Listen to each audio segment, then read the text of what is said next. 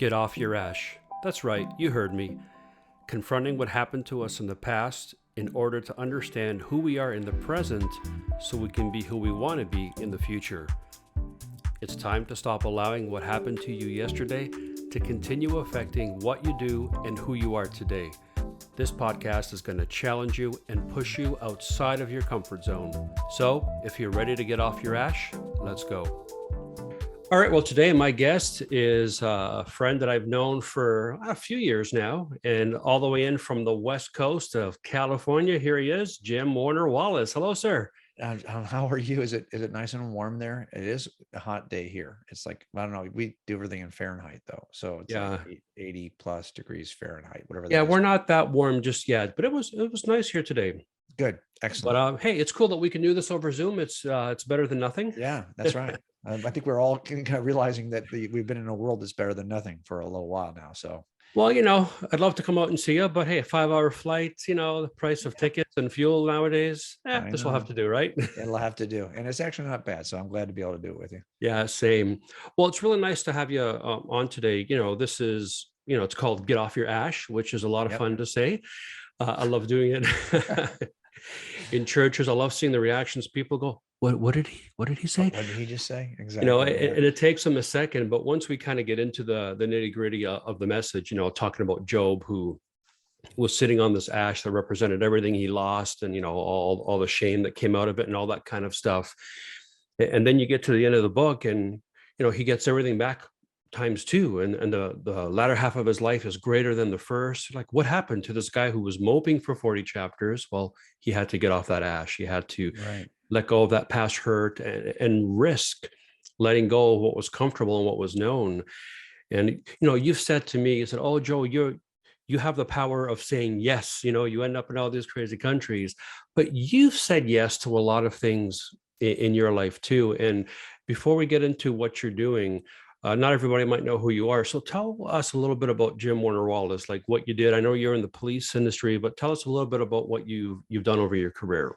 Yeah, I worked here in Los Angeles County investigating murders most of my career. And then slipped into cold case homicides, which are just our unsolved files. And, because a part of it was I actually got injured on duty and I had a period where I was light duty. And so I just picked up cold cases are different than fresh cases because there's no Okay. sense of urgency. And a lot of times the stuff you're looking at is you're kind of looking in the nooks and crannies for the things that are hidden in plain sight. And you can do a lot of that, at least initially, Mhm. by rummaging through the property, rummaging through the evidence, do all the reports, collecting things. And then suddenly this thing just takes off. And I did a bunch of Okay. those cases. And that's what Mhm. led to opportunities to be on our national shows here in America that feature these kinds of investigations like Dateline, things like that.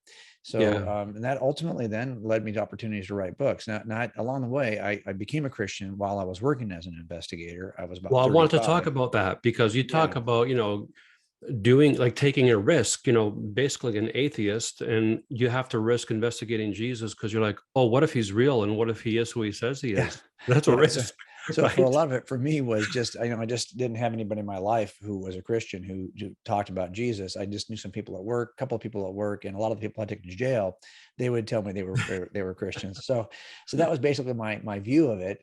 And so when I first started investigating, I applied the skill set that I had as an investigator to the claims of the Gospels, right? And I work cases where Mhm. I have supplemental reports. Some of them are quite lengthy, written back in the day from Mhm. a witness who offered something. The witness is no longer available. The detective can't really, help me. Sometimes they're deceased as well, so you don't have access to the report writer or the eyewitness. That's the Gospels. So Yeah, I but just took what a that unique view. set of skills, though, Jim, that you had. Your background, this investigative background. Yeah. You can't talk to people because they're dead or they're gone, and you got to take that and apply it to the Gospels. When I read Cold Case Christianity, that blew my mind because I'd never heard of approaching the Gospels that way before. That was really, really God given. Well, it was just one of those things. I wasn't trying to be, I began teaching the process that I went through to high schoolers because I eventually started serving in the local church and became a high Mhm. school pastor while I was working as a detective. And I was kind of bivocational, and I would teach these things to the high schoolers the same way that I discovered them by looking at this from an investigative perspective. And then a friend of ours, Sean McDowell, who I'm sure you're aware of too, Yeah, yeah. Josh McDowell's son, was a high school teacher, and I was teaching these principles to his high schoolers. I had a daughter who was in his high school class, and Okay. he said one day, "Hey, why don't you write a book about this?" And that's really why I wrote Cold Case. It was Okay. prompting. I wasn't looking to write a book. Just happened that now we're nine books in, and getting ready. Well, see, we're 8 books in, getting ready to write book Yeah. number 9. So a lot of that just was just it happened organically, Mhm. based on taking that first step, writing Well, the first book. You know. I think it's amazing because I kind of laugh because you're always like, yeah, Joe, you're the guy who takes risks and do all these things. But I think you took a big risk because, coming from that atheist background, investigating this, this person named Jesus, you're like, holy smokes, like what if he turns out to be the Messiah? And I apply all these principles of my police work to it and it happens to be true. And then it does happen to be true, and then your life is changed whether you were looking for it or not. It really did launch you into a whole new realm of ministry. Yeah, it did, and I wasn't. Even now, I mean, I don't see this as a career or as a ministry. I don't have a 501c3.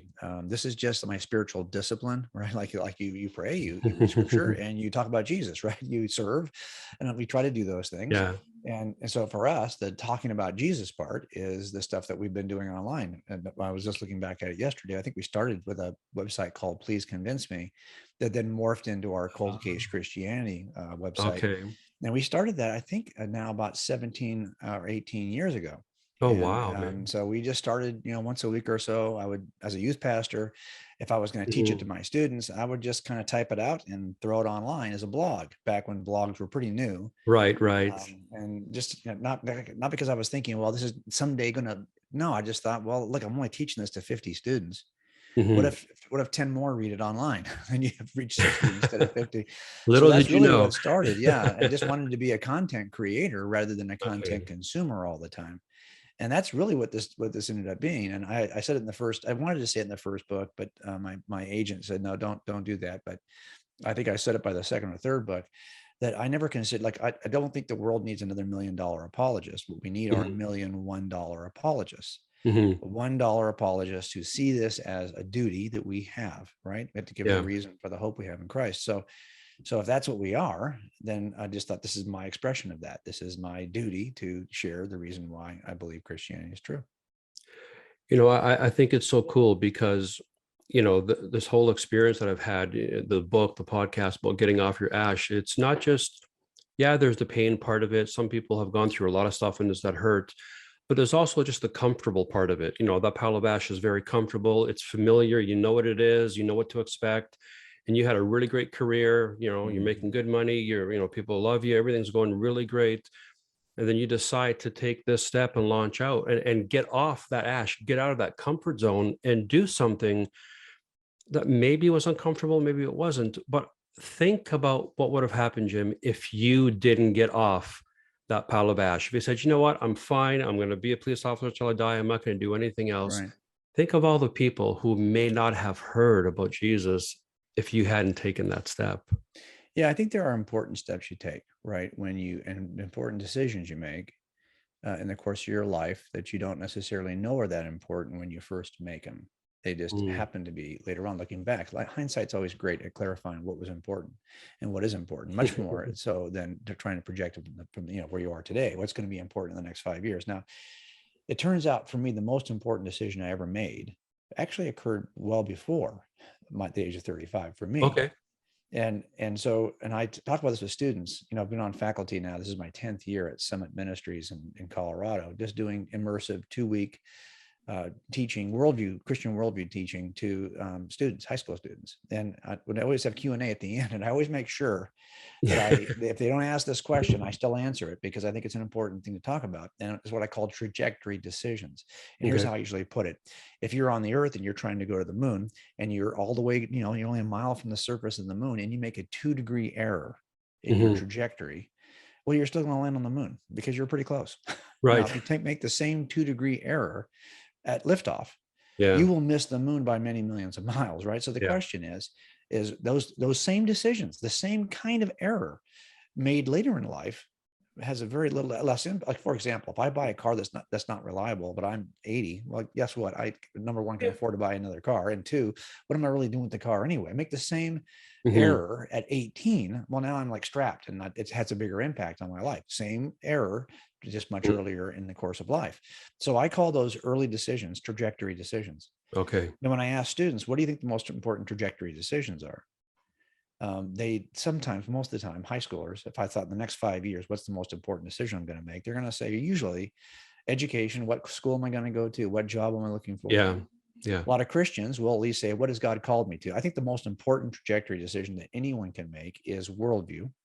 Like, what is, that's Hmm. the lens through which you're going to make every other decision. That's But right. after Yep. that, the very next important trajectory decision that every human will make, whether they're a Christian or not, is spouse. Hmm. It's as simple as that. Yeah, man. Your spouse and who you are joined with has a huge impact.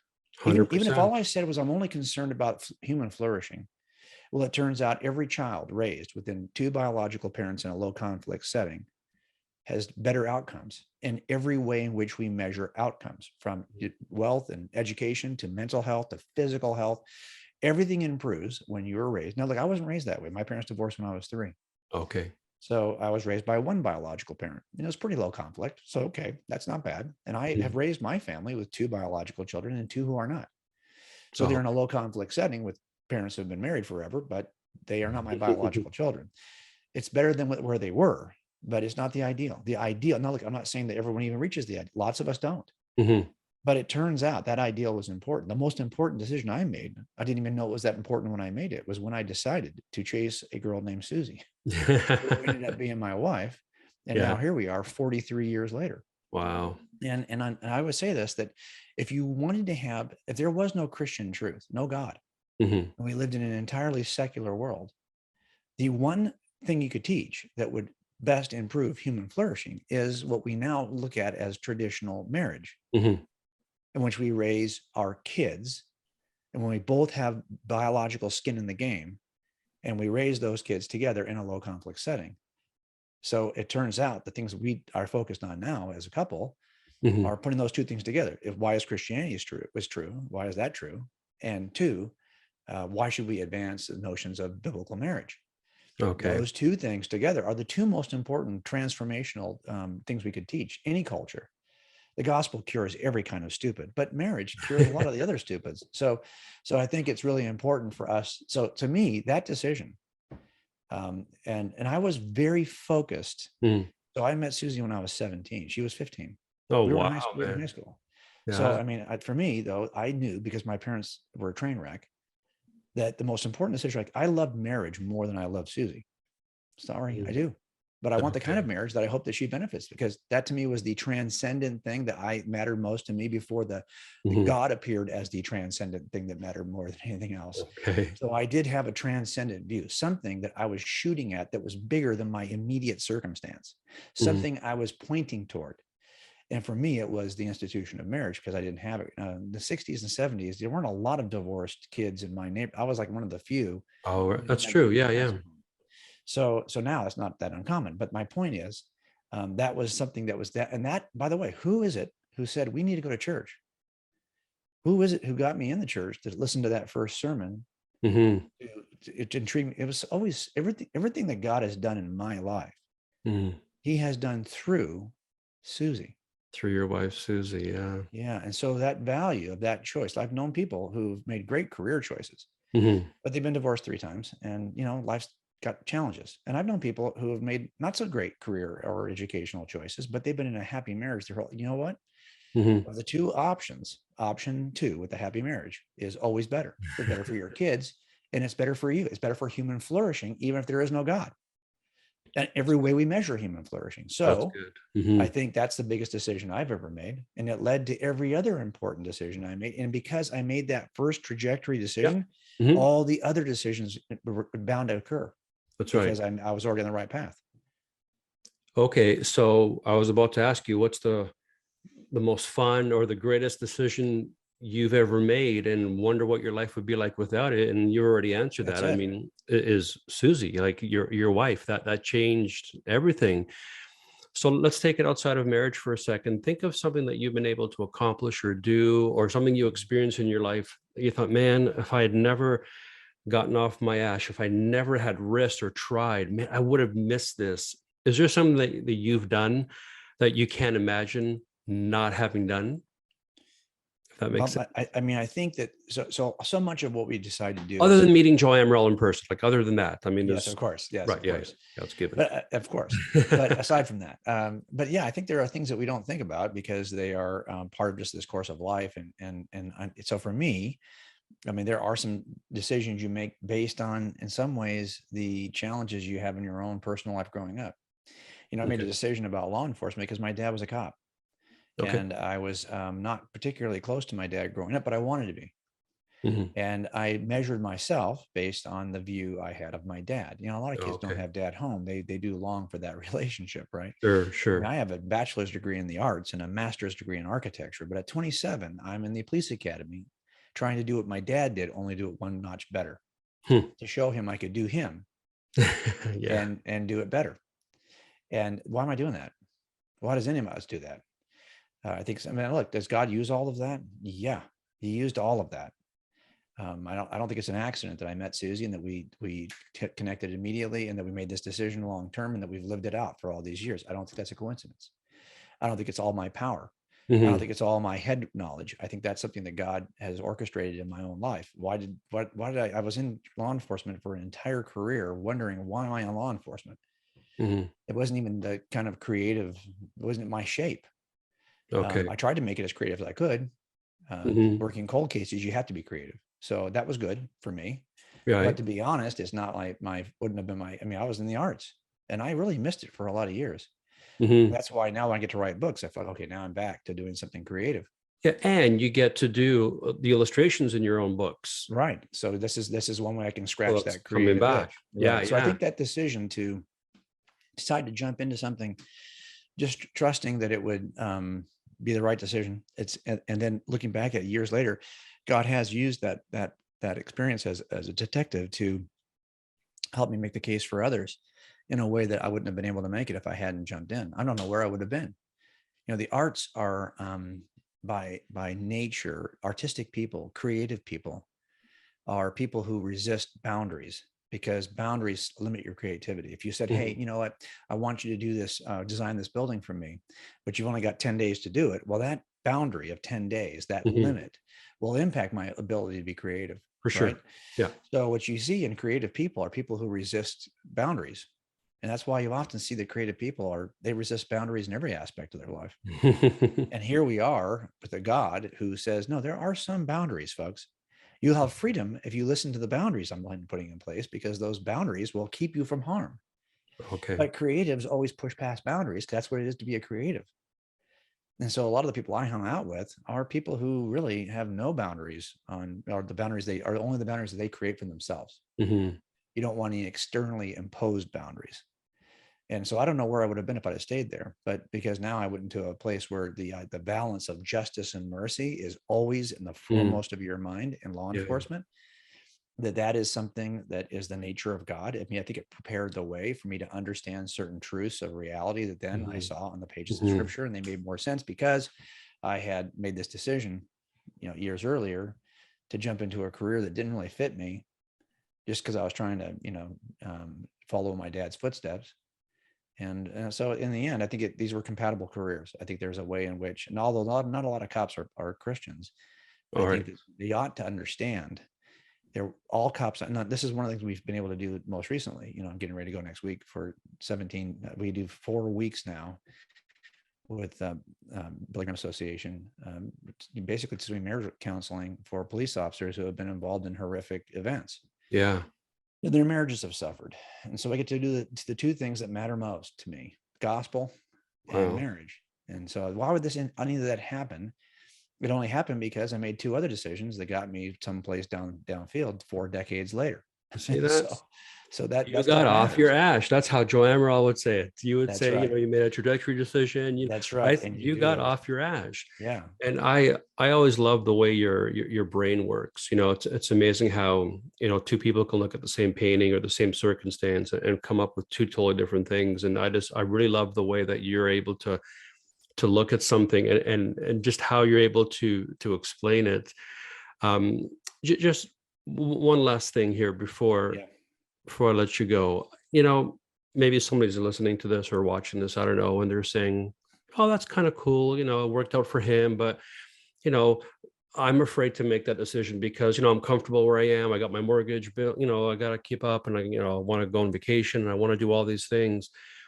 What would you say to someone, Jim, who said, I'm comfortable where I am, but I kind of feel like I'm supposed to go that way, but I'm afraid to make that leap. Based on your own experience, what would you say to someone who's just too comfortable in that pile of ash? Well, I can tell you that there's a word that we use years later. Now that I was just looking at cutting video from 10 years ago when I first started making the case publicly for Christianity. And man, I look a lot different 10 years ago. I realize I'm old now. So, Come on so now. I look at those, I hate to say it, but it's just true. Right. So then you're thinking, well, but there are certain things you see in your 60s that you didn't see in your 50s or your 40s. And there are words that become more powerful in this decade than they were in the last. And for those people who aren't in their sixth decade, Mhm. the word regret is a word that few people in their 30s, unless they've really made bad mistakes. But as you get a little older, it seems like the lesser kinds of mistakes you might make will evoke that response where you'll Yeah. think, yeah, I wish I hadn't done that. I regret doing that. Almost always that word regret, though, Hmm. is something you will apply to something in your family, to something in your marriage, to something related to your relationship with God. I don't have any regrets. I mean, I don't care what happened in my job. In the end, I'd have bigger regrets when it comes to my kids or Hmm. my wife than I would ever have with your job. Now, while you're in that career, it feels like that's where all regret resides, but it doesn't. Right. It resides in the things that have to do with the deepest relationships that you have, the relationship you have with God, with your spouse, and with your kids.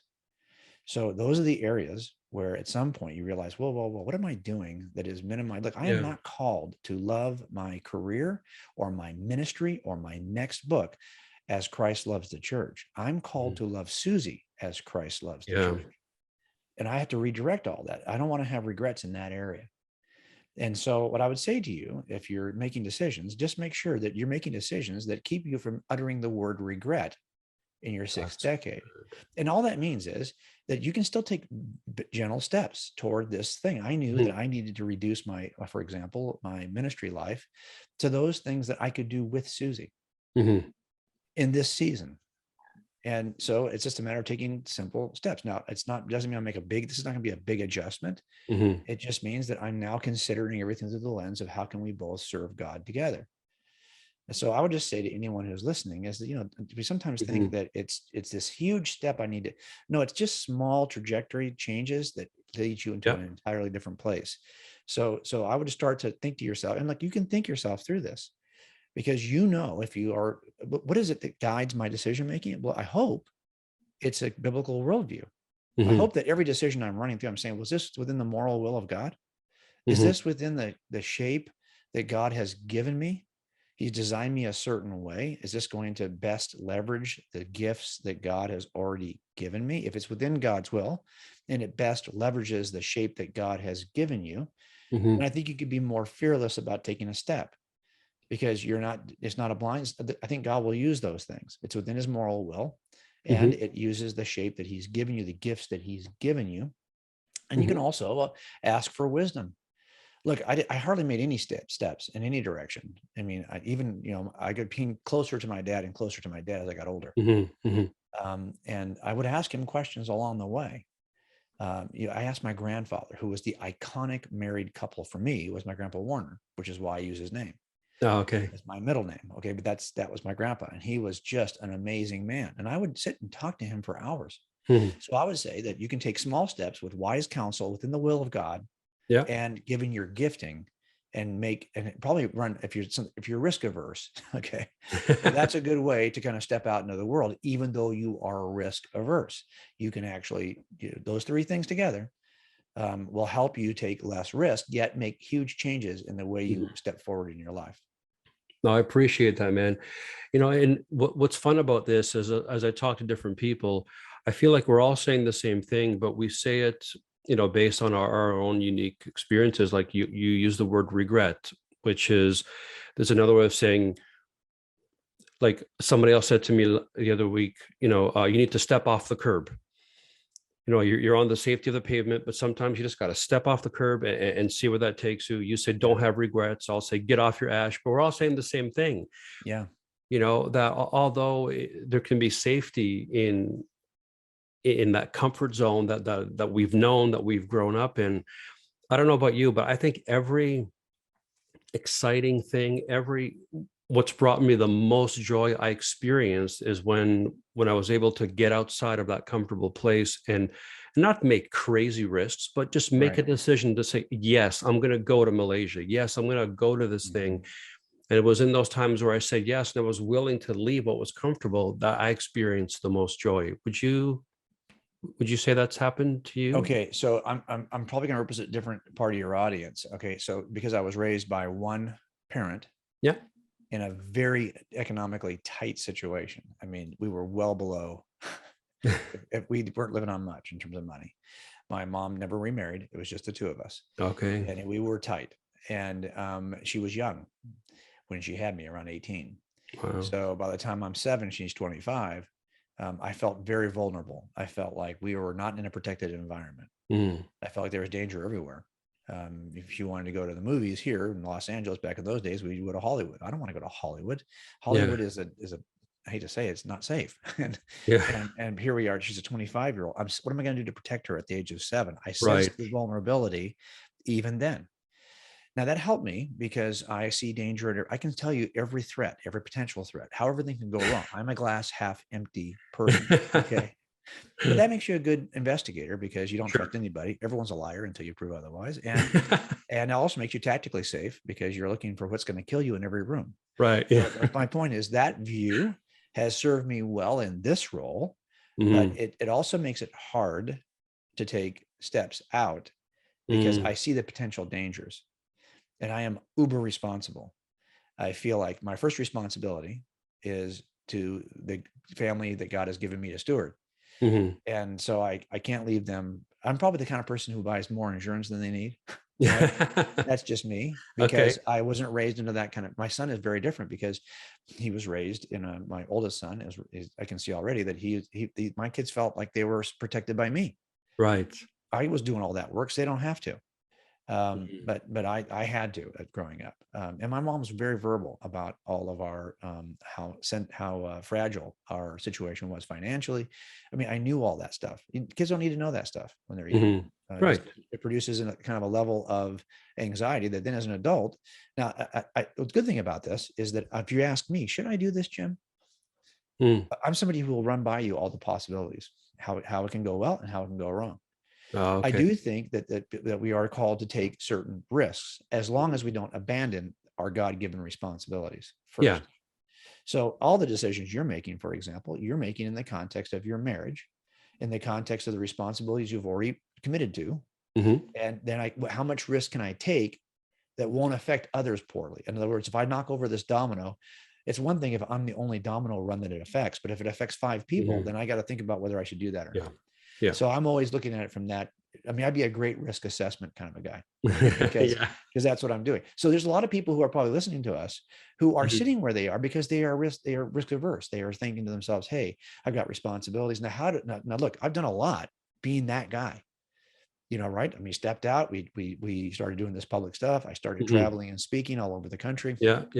We did that stuff because I felt like God was calling us, and I analyzed what would be the risk. What is it? I have a responsibility first. Here's what I would say to you is that, look, you have a responsibility first. Okay. Take care of those responsibilities and then make a move, you got tons of options and tons of choices, even after you've made sure that you've taken care of your God-given responsibilities. Okay. Now the question is it just apathy? Here's what I think it is mostly. I'm Mm, going to be honest with you. You're somebody who's not apathetic about scripture, and you're not mm, apathetic about your Christian worldview. mm, Most of us in the church are. We're mm, apathetic. It's like, you know what? I'd be more inclined to go buy tickets to go across the country to see a Green Bay Packer game mm. than I would be to go across the country to talk about Jesus. Yeah. Let's be honest. As a matter of fact, I'm equipped to go to that Packer game because I've been wanting to go to Lambeau for years, and Yeah. I've watched the Packers. I watched the draft last year. I've already Mhm, studied up. I know they're going to beat this team. Let's go. Well, that's because you're not apathetic about the Packers. You're actually excited about it. And you're mhm. willing to take a risk for the Green Bay Packers. Hey, you know what? It's snowy that time of year. Sometimes those planes, it's icy on that. I don't care. I want to go to that game. It's So you're true. actually willing to take a risk for things that don't even matter Oh, because you're not apathetic about that. yeah. So it comes down to our passion level. The more passion, that's why I would say, I want you to focus. If you feel like you're sitting still and you haven't done anything, you know what? That's a passion issue. Mm. That's an apathy issue. That's Yeah. not a, like, how do you get off your butt? I'll tell you how you get off. You stop being apathetic. And sometimes we take these things for granted. And so I think a lot of this, Mhm, remember that Simon didn't even wash Jesus's feet when he walked in. mhm. Yet the woman comes and pours is anointing his feet with her Yeah. tears. What's going on there? Oh, Jesus Mhm. tells you. She gets it. She knows how much she's been forgiven for. You, Simon, you didn't even wash my feet when I came When in. I came in, yeah. You know what it is? The people who are the least forgiving are the people who think they have nothing for which they need to be forgiven. Ooh. Part of apathy is simply that you don't get it. You're Mhm, not focused yet on what a mess you are and what God has done for you. If you mm, were, you'd be like, where can you use me now, God? So a lot of this is, you want to get up and do something. If you're not the kind of person who wants to get up and do something, I'm kind of thinking this isn't exciting to you because it doesn't really matter to you. It's mhm, just another thing you wear, like your political party affiliation, like the teams you support in sports, mhm, like the social groups you join. This is just another one of those things. This isn't the most important thing. The cure for what's killing all of us. That's what the gospel is. And mhm. until we're excited about that, we are not going to take big steps. We're not going to move outside of our comfort zone. Yeah. And that's, I think, part of it is not even an issue of it's about here we are trying our best Mhm. to get people excited. That's what we're really doing. Yeah. We're trying to get people excited about that, because if they were excited, we wouldn't need this discussion. Right. We'd be holding They people get off their back. ash. Yeah, yeah. Right. They're just not excited about it. And I think if you look at it this way, the church in America is shrinking every year by 1%. Mhm, That group is jumping into the nuns, people who say, I have no religious affiliation anymore. I check the nun box. So that nun group is growing by the same percentage that the church is shrinking. oh, okay. Now, it's interesting because those people do not believe there's no God. Most of them believe in some higher power. They just no Mhm. longer affiliate with Christianity. They no Right. longer associate with that. They've jumped out. Now, it turns out if you ask that 60% that's left, like, what is Christianity? Do you even, like, could they even affirm Mhm, the Nicene Creed? The mhm, vast majority cannot. About 20% actually know what Christianity is. mm. That's the church. It's not this big group. That big group is part of that group of Christ followers that Jesus recognized. And, Mhm, you're healing in my name. I don't even think I'm going to say I need, the path in is very wide, but the gate's very narrow. mhm. And that's what they're talking about. It turns out that church 20% probably is not changing at all. It's just sitting firm at 20%. I don't know what it's like in Canada, but I know that's probably what it's Yeah, like here in America. yeah.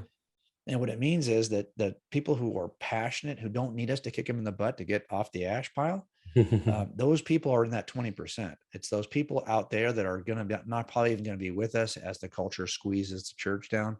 They're Mhm. probably going to jump out anyway. Those are the people who we keep on saying, hey, what are you doing with this?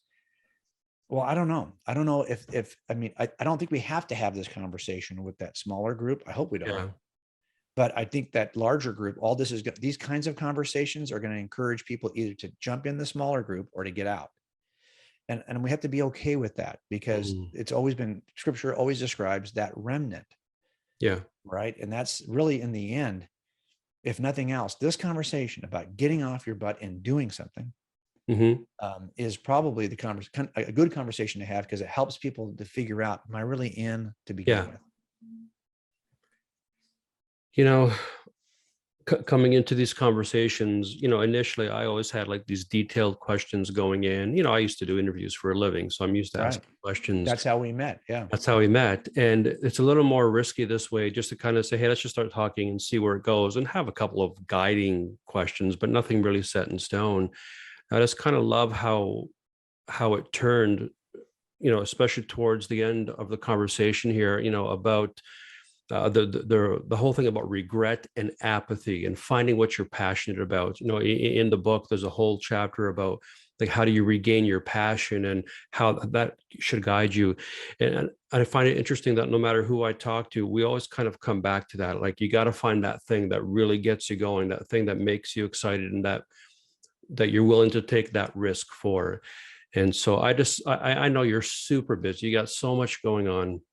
Book number 9, coming out. And I know how busy you are, Jim. And I just want to thank you for taking the time to not just to talk to me, but those who are listening and watching. And I'm hoping that somebody out there today is going to not have regret towards the end of their lives, that the apathy is going to be replaced with passion, and that they're going to get off their ash, and the second half of their life is going to be greater than the first. So I really appreciate your friendship and you coming on today, Jim. Well, thanks for asking the best questions anyone can ask. I appreciate you. Thanks so much for joining us on today's podcast. We hope you found it informative and encouraging. For more information about Get Off Your Ash, or to order the book, you can visit www.getoffyourash.today, or just search it out on Amazon.